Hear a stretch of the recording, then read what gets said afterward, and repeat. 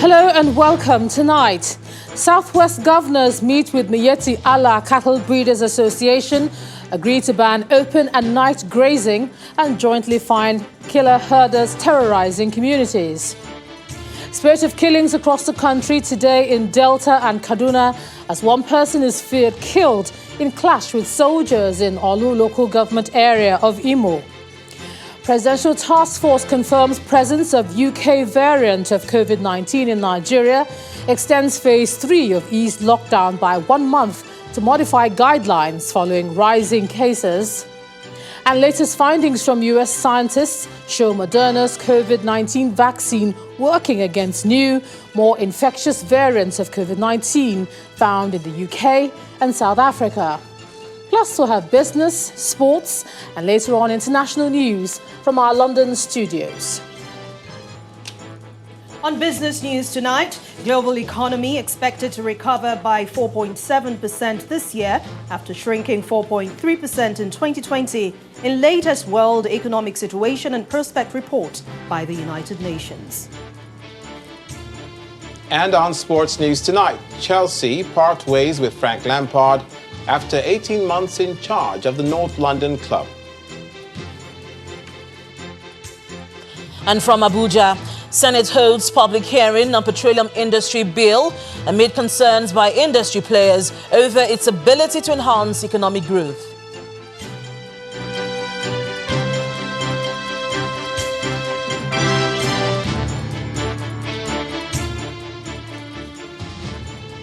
The Southwest governors this time put politics aside to discuss an issue of common interest, which is security.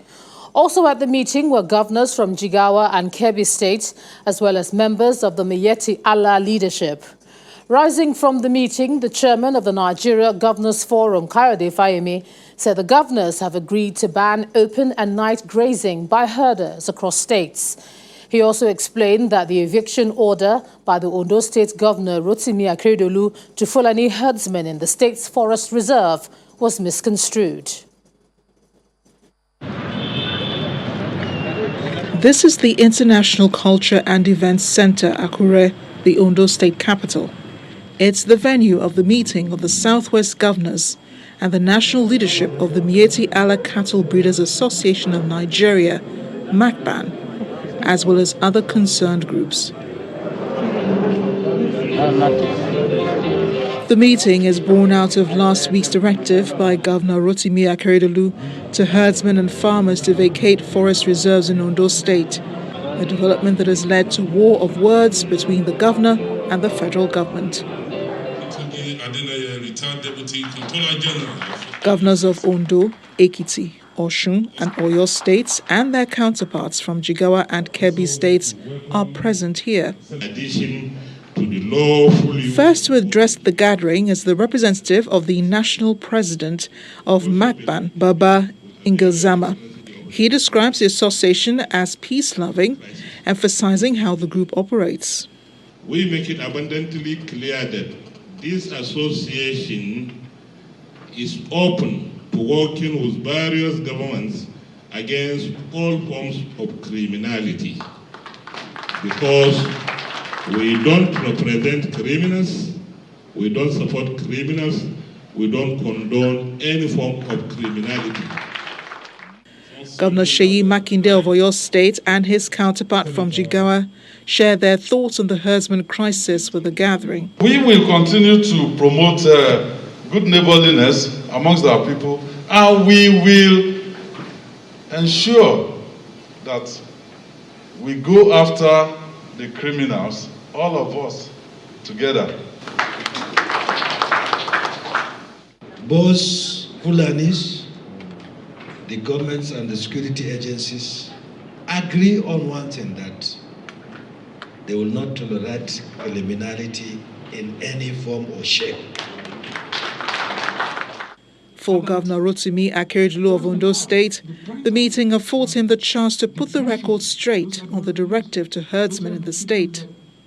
They are using our forest reserves as the area of coordination. So anybody who is there illegally has 7 days to vacate the place. And that, and I spoke, I said, look, even our farmers, we register them. Was that not what I said?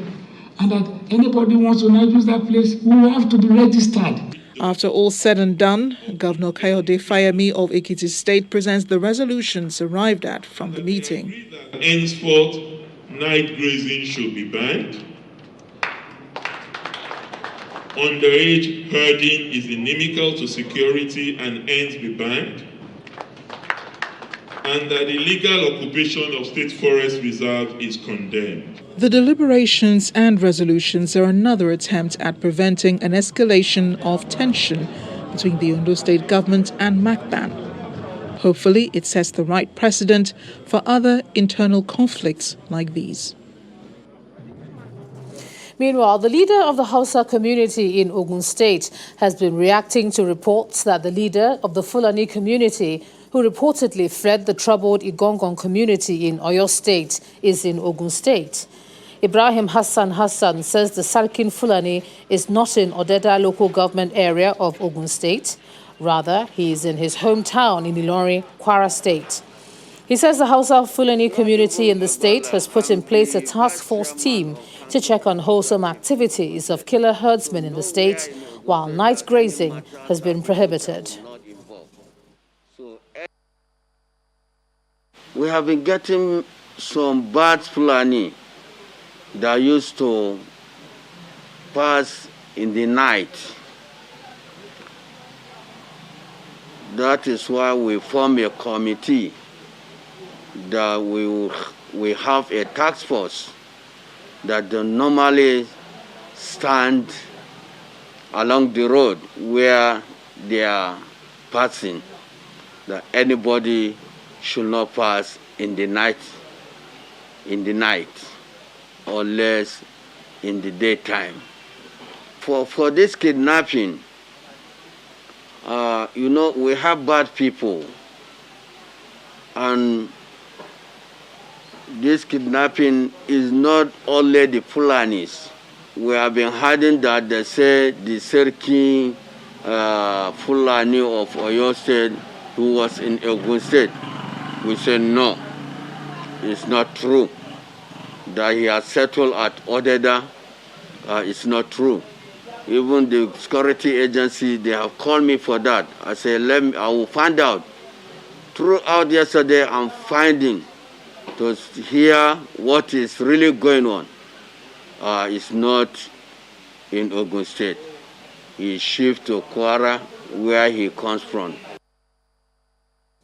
And to the southeast, where a bloody encounter ensued between men of the Nigerian army and some bandits in Imo State. Some of the pictures you see on your screen are from the scene of the clash in which one person was killed. Pandemonium broke out following sporadic shooting and the setting ablaze of several shops and houses. Many residents had to scamper to safety, while schools and markets have been shut for fear of being caught in the crossfire. Our correspondent, Eyitokwe Kutei, reports. According to sources, the army is alleging that these armed persons were responsible for the killing of some army officials and police officers in their area a few days ago. And violence broke out today in their bid to arrest the suspects. There are said to be unconfirmed numbers of casualties, while several properties and shops razed. All attempt to get through to the Nigerian Army 34 Artillery Brigade, Obinze, to get a true picture of what really happened today in Olu Town has proved unsuccessful.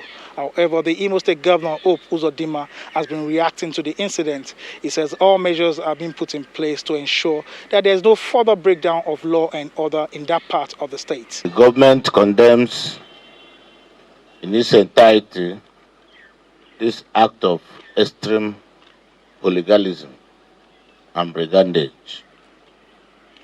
This is completely unacceptable to this administration. Those behind this callous barbarism will surely regret their actions. Consequently, I've directed security agencies to fish out without fail all those behind the carnage and immediately bring them to book. Security agencies have been deployed to the area for a 24-hour patrol, and the dusk to dawn coffee has been imposed, 6 p.m. to 6 a.m. in the following local governments: Olu local government area, Osun local government area, Oru East local government area, Idato North and Idato South, including Itsu, Njaba, and Wangele local government area. We'll continue to track that story and we promise to bring it to you as it unfolds. From Owerri, the Imo State capital, Eyitope Kuteyi, Channels Television News. Apart from the incident in Imo State, it's been a spate of killings in other parts of the country, from Delta to Kaduna, as well as Taraba states. In Delta, a policeman and a militaryman have been killed by gunmen at a military checkpoint in Sapele. The police spokesperson said the incident was a surprise attack by bandits who invaded the military post through the community river using speedboats, killing the officers and carting away their guns. He mentioned that no one has been arrested in connection with the crime, but investigations have begun. This comes as a pregnant woman has also been reportedly killed by bandits in Chikun local government area of Kaduna State. The woman, identified by security agents as Aisha Adamu, was believed to be 7 months pregnant when she was killed by bandits on the Kaduna-Briningwari Road. Meanwhile, the 4 persons have been arrested in connection with the kidnap and subsequent murder of the chairman of Adokola local government area of the state. Confirming the arrest to newsmen in Jalingo, the police public relations officer in the state, David Missel, explained that they have cast their dragnets and none of the perpetrators will escape. He, however, disclosed that one of the suspects died while receiving treatment in hospital after some villagers attacked him while trying to escape from the village. In the meantime, the federal government is insisting that the security situation in the country has improved despite increasing cases of kidnapping, banditry and other crimes. The Minister of Information and Culture, Lai Mohammed, highlights several gains made against criminals across the country by various operations led by the police and the military. When asked if the country is now safer than it was in 2015, the minister answered in the affirmative, citing the decimation of Boko Haram.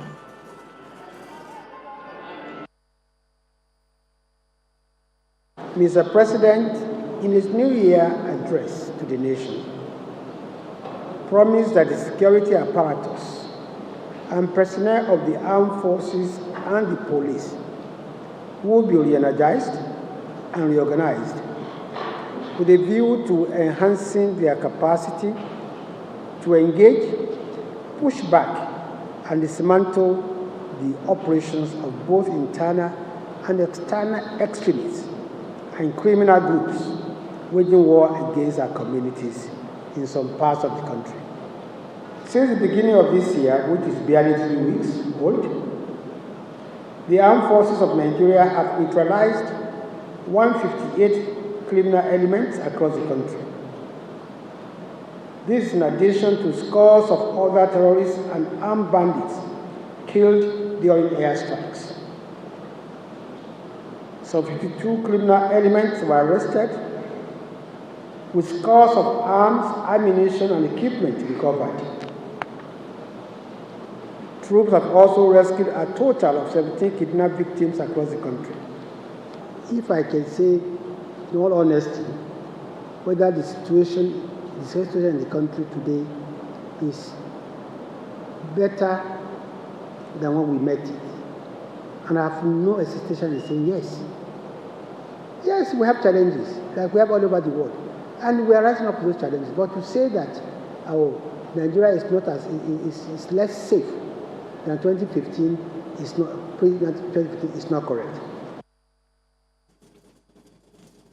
In part 2, after the break, National Assembly queries federal government's 10 billion naira allocation for local production of vaccines by Ministry of Health. That's in a moment. Do join us again. Welcome back. If you've just joined us, you're watching the news at 10 on Channels Television, coming to you live from Lagos. A reminder of our top stories. Southwest governors meet with Miyetti Allah Cattle Breeders Association, agree to ban open and night grazing, and jointly fight killer herders terrorizing communities.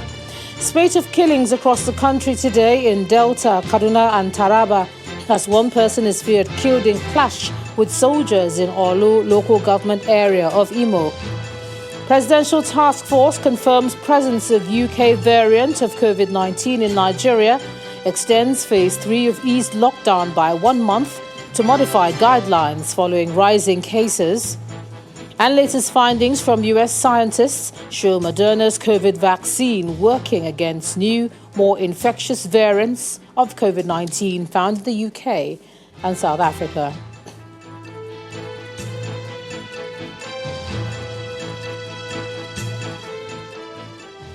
To the legislature now, and the leadership of the Senate and House Joint Committees on Health is questioning the 10 billion naira released to the Ministry of Health for local production of vaccines.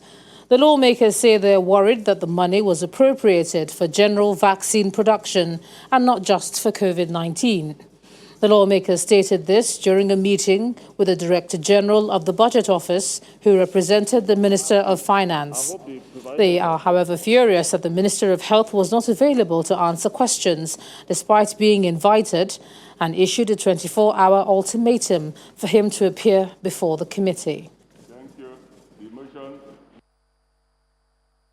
Because he told the country that 10 billion was released for COVID-19 vaccine production, but we got, as you saw now, what was released was in line with what was already there for preparing the country for all other vaccines, bank vaccine arrangement. So let him come and explain whether he's now using that money specifically for COVID-19, unlike what is there in the 2020 budget we approved. So if he fails to do that, an appropriate response of the National Assembly will be effected as provided by constitutions and our rules. What we release is in line with the budget as we stated, but what the Ministry of Health announced, because he announced it in PTF, this particular money is not related to COVID specifically. It's for all vaccines in terms of what they want to do. To legal matters, where a Kaduna High Court sitting in the state capital has confirmed that the wife of Sheikh Ibrahim El-Zakzaki, leader of the Islamic movement in Nigeria, is COVID-19 positive, ordering her immediate evacuation from the correctional center to a government-approved treatment facility. Her status was confirmed today during the resumed trial of the couple for alleged culpable homicide, unlawful assembly, and disruption of public peace, among other charges, to which they both pleaded not guilty in September last year. Mrs. El-Zakzaki reportedly contracted the virus at the Nigerian Correctional Center in Kaduna last week, although the management of the correctional center initially denied the report. Meanwhile, 4 witnesses were presented by the prosecuting counsel today, with more witnesses, including a serving general officer commanding the Nigerian army in the northeast, are expected to testify before the court tomorrow. The couple were not present in court today. Well, there appears to be no change in the frustration experienced by applicants of the National Identification Number here in Lagos. With barely 2 weeks left to the expiration of the NIN-SIM integration deadline, they call for an extension to enable everyone register. It's Monday morning, and the struggle continues for those seeking to get through the NRN registration process.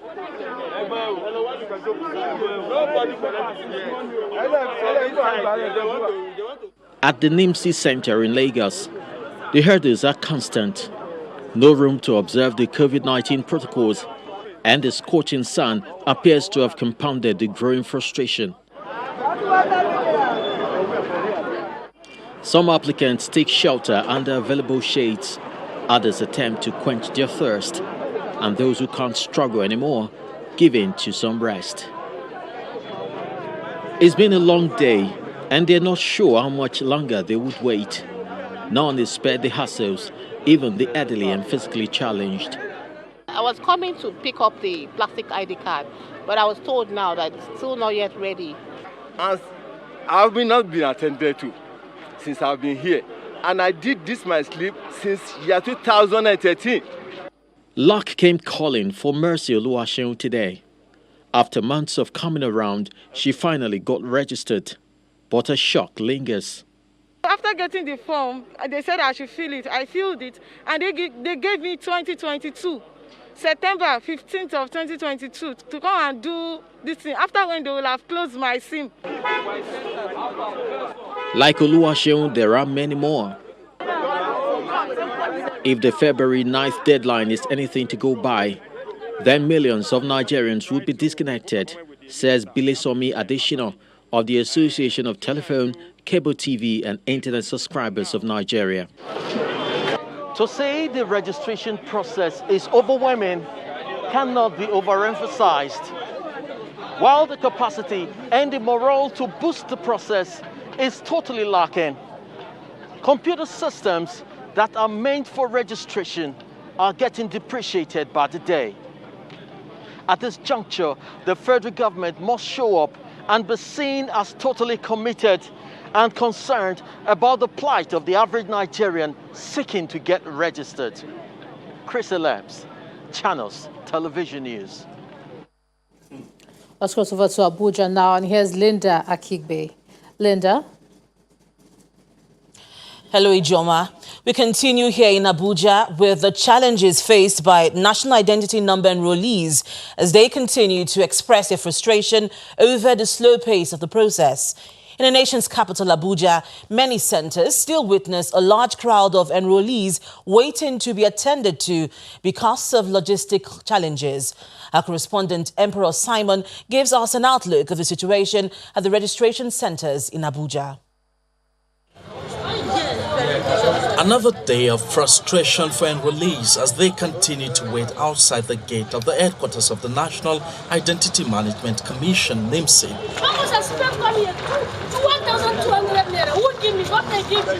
There is, however, no registration going on following decision by the Commission to shut down the center at the headquarters.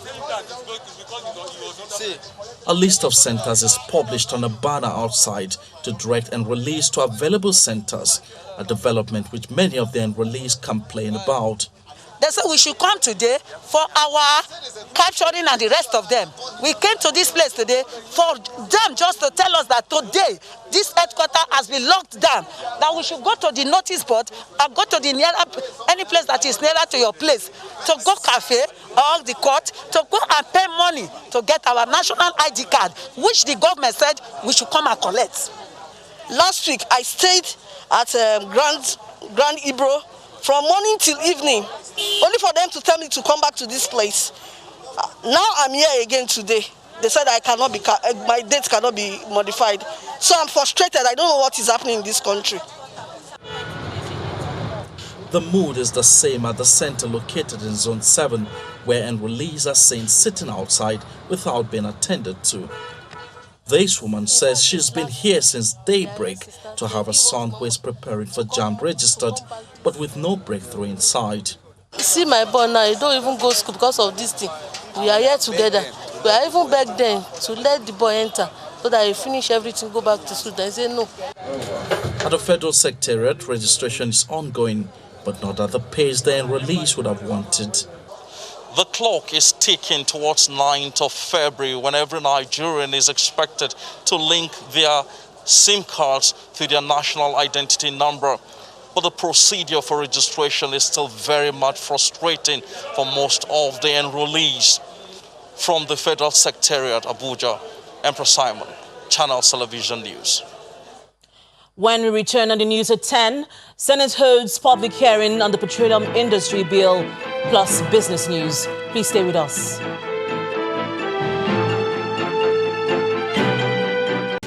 Welcome back to the news at 10, live from Abuja. Some petroleum industry players are warning that the federal government's objective of making Nigeria the leading destination for oil and gas investment will not be met if the Petroleum Industry Bill, PIB, is passed in its present form. They give the opposition during a Senate public hearing on the PIB. The PIB is once again before the National Assembly for legislative input and passage after previous assemblies failed to pass it for more than a decade. It's fingers crossed that the 9th Assembly will do what previous assemblies failed to do, pass the Petroleum Industry Bill, PIB. This Senate public hearing on the PIB is just one of the processes which the anticipated legislation must go through before it becomes law. The 9th Assembly is taking a different approach to passing the PIB from that of the 8th Assembly. It has left it to the executive to prepare the bill and send to the National Assembly for legislative input and passage. It is also splitting the PIB into 5 chapters. We are looking at if members of the National Assembly apply themselves as we wish to consider and pass this bill by the first quarter, April, May, by the grace of God. A proposed legislation as important as the PIB is sure to have inputs by stakeholders. The opinions range from concerns for domestic gas development, anxiety over a favorable environment for future investments in deep water, as well as pricing, tax, and concerns for the Petroleum Equalization Intervention Initiative. Now, unfortunately, in our view of the PIB shows that deep water provisions do not, we believe, provide a favourable environment for future investments and for the launching of new projects. So to ensure investors are encouraged to finance deep water projects, we ask that the PIB should grant deep water oil projects a full royalty relief during the first 5 years of production, or a graduated royalty scheme as detailed in our submission. If man had a serious help from Petroleum Equalization Fund, it will not be proper for somebody that is helping this country to develop. That is why we are here as IPMAN, to beg that you people should allow this Petroleum Equalization, because we have started something big that will help this country, where gas will be available in all the nooks and crannies. If you legislate on pricing, then when there's need to do a change, as you well know, you have to go through legislative process because it's a law. And in our opinion, we think it will not be good in the long run.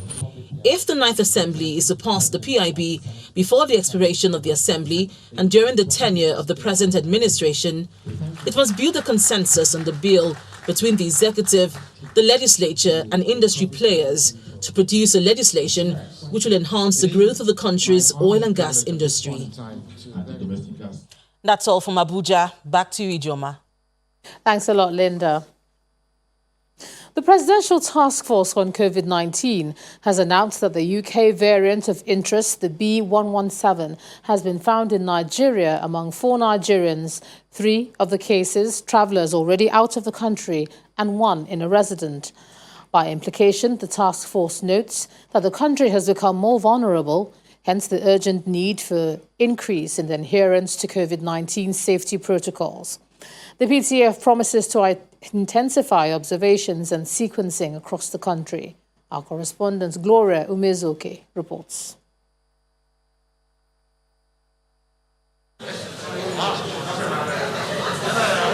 It is official. The Presidential Task Force on COVID-19 shared the announcement that the new B117 variant prevalent in the United Kingdom has been detected in Nigeria. Chairman of the Presidential Task Force on COVID-19 and the Director General of the NCDC reiterate that the UK variant of interest found in Nigeria is more transmissible but has the same symptoms as the first. There have been reports of cases with B117 variant strain, first reported in the UK, found in Nigeria. 3 of these were in travelers out of Nigeria, and 1 a resident. This was reported to us through the international health regulations, and it's most likely that these strains were acquired in Nigeria. Like I said, we sent 50 samples to them. I reported to you 2 weeks ago. 1 of those samples came out to have that variant of interest, the UK variant of interest that is linked to increased transmission. The number of COVID-19 cases equally surged among core members as about 700 members in Batch B test positive, prompting a warning to states. Going forward, any state that refuses to cooperate fully, 100%, in the aspect of COVID-19 protocols adherence, full testing using the RDTs, and also data management by the approved staff of the NCDC, the health ministry, and also the trained doctors, that state will have its orientation camp shut down and the corpus will be sent to adjoining state. The PTF is expecting a $2 billion backing by the Africa Exim Bank loan to procure additional vaccines, expected in March. A handbook will also be released to provide guidance on COVID-19 related issues. Beyond the official reveal that the new variant exists within the country, what also resonates out here is a desperate appeal for states to ramp up testing and adherence to the safety protocols to mitigate fatalities within the country. Gloria Umezuke, Channels Television News. Let's take a look at some business news now, and here's Anne Waudu.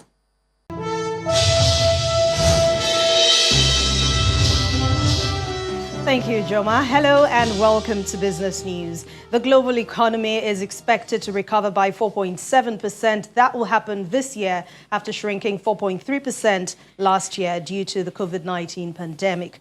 And this is according to the World Economic Situation and Prospect Report, which was released by the United Nations today.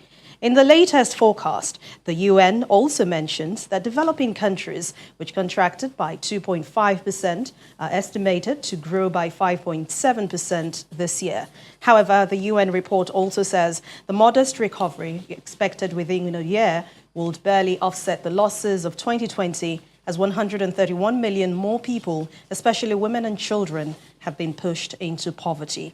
Meanwhile, the UN warns that the devastating socio-economic impact of COVID-19 will be felt for many years to come unless smart investment on the economy, societal and climate changes are made to ensure a robust and sustainable recovery.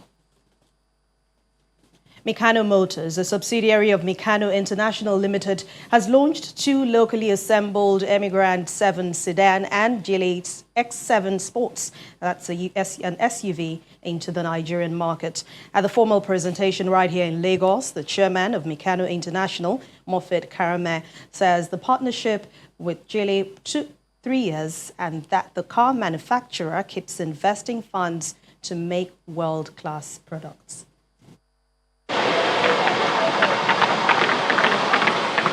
First, it was a test drive to demonstrate the strength and resilience of the two new cars. The Meccano Geely M Grand 7 and M Grand X7 Sport. Now it's time for the formal introduction into the Nigerian market. In attendance at the occasion are the management and staff of Meccano Motors, supermodel Naomi Campbell, and Nigerian Minister of Trade and Industry, Otunbani Adebayo. The chairman of Meccano International explained the relationship between Meccano and the Geely brand. It takes us more than 3 years studying and looking around to find a brand where we can trust and bring into the country. The technology on Geely cars, there are so many. And the last technology, they have invested more than $400 million to fix a satellite just for the navigation system of this car, which will be operational in the next 6 months. Then it's time to lift the veil as the two new cars are presented. I'm very, very impressed. It seems to combine all the qualities of luxury cars that you find anywhere in the world. The whole idea is they'll come in, assemble, and then from there, from the numbers that they assemble, it will encourage SMEs to actually start producing the parts that they will be using to manufacture. The locally assembled Geely M Grand 7 is a classic car which is redefined. It's powered by a 1.5-litre engine and comes with a load of safety features, which include the seatbelt reminder, overspeeding alarm device, and anti-theft alarm device. The Geely M Grand X7 Sport is powered by a naturally aspirated 2.4-litre engine and boasts of a panoramic sunroof. It's also described as a melting point of technology, connectivity, and superior aesthetics, and comes at a pocket-friendly price. For the X7 Sport, the price starts from 13.7, and the EC7 we start from 8.7. So it's all affordable for all the high-end quality. You have package as well. You have 5 years warranty or 150,000. The 27-year-old Meccano Group says it will keep providing premium quality products to the Nigerian market by building global strategic alliances with the world's largest manufacturers. The final trading week in the month of January at the stock market got off a positive start today. Investors are still switching the bargain hunting following the impact of last week's sell pressure on some equities. Let's hear the closing figures.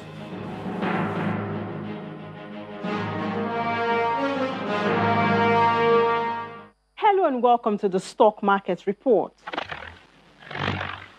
Well, the bull is back to the market after its rival, the bear, dominated 4 days last week. Today's gains were largely driven by investors' interest for high-value equities such as Airtel Africa, Dangote Cement, and some big banking stocks. As a result, the all-share index rose by 0.21%, and the equity capitalization increased by more than 45 billion naira to close at around 21.5 trillion naira.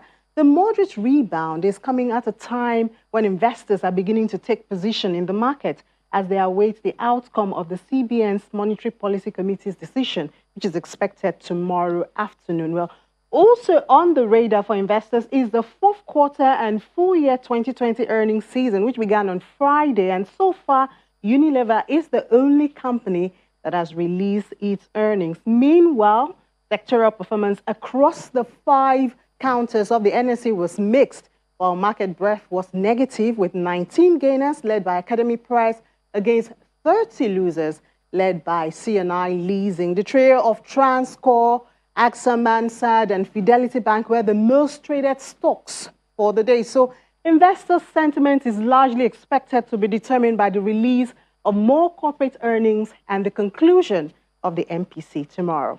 I'm Ini John McQuarrie. Thanks for watching Business News. I'm Anne Nwawado. The rest of the news at 10 continues now with Ijoma. Welcome back. Scientists say U.S. pharmaceutical company Moderna's COVID-19 vaccines appear to work against new and more infectious variants of the virus found in the UK and South Africa. Here's Simon Pusey with Around the World in 5. Good evening and welcome to the Channel Studios here in London with your international news around the world in 5. The European Union is considering punitive sanctions against Russia after thousands of people were arrested following violent protests in support of opposition leader Alexei Navalny over the weekend. Tens of thousands of Russians have clashed with police at protests that broke out in Moscow, St. Petersburg, Vladivostok and dozens of other cities to demand the release of the jailed Kremlin critic after he was arrested on his return to Russia a week ago.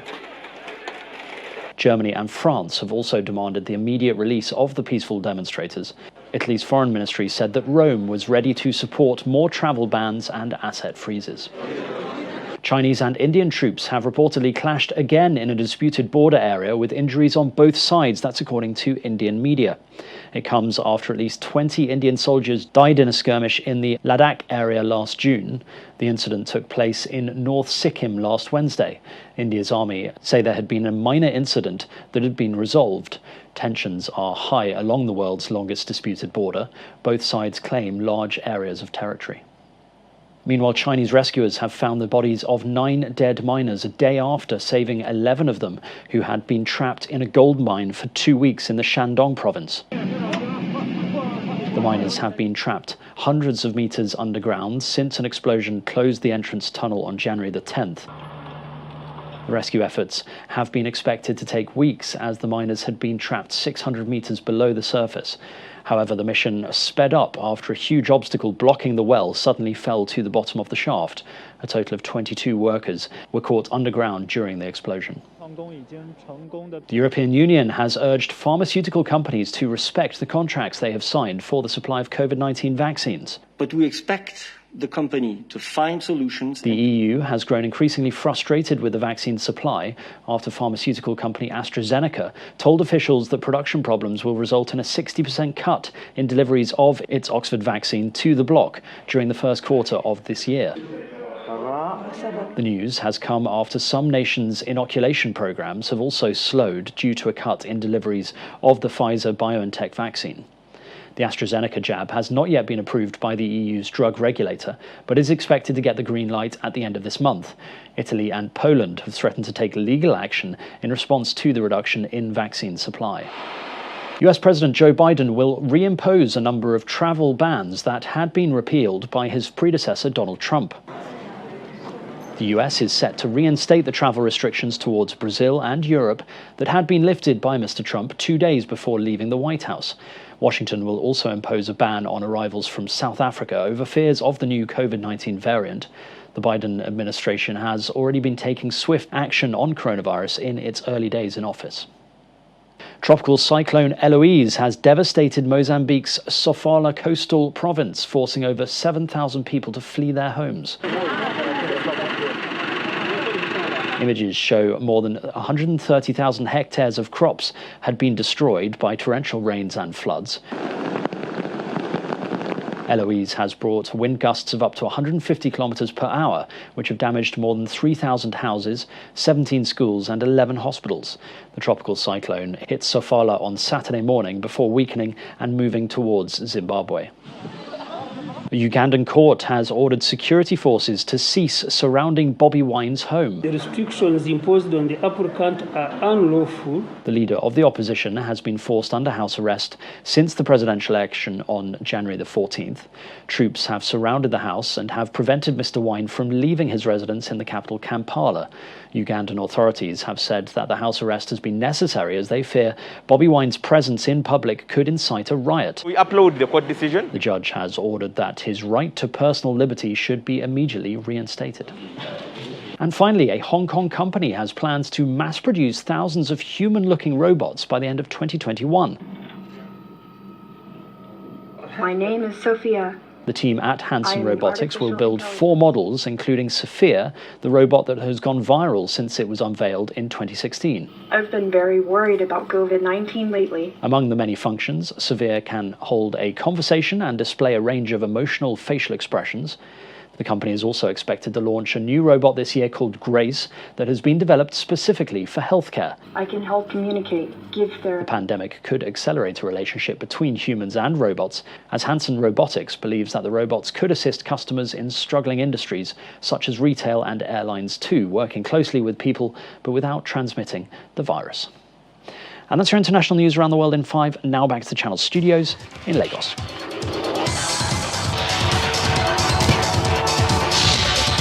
Thank you, Simon. Hello and welcome to Sports News. In the Nigeria Professional Football League, Eyimba secured a priceless away win after beating Adamawa United 2-1 in a keenly contested encounter played at the Abubakar Tafawa Balewa Stadium in Bauchi.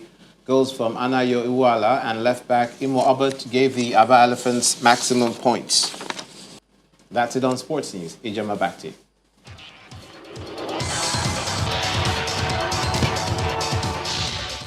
Thanks a lot, Olumide. And the main news again.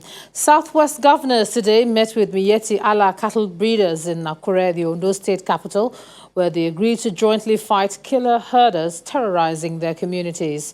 The governors banned night grazing and said Governor Akeredolu's eviction order was misconstrued.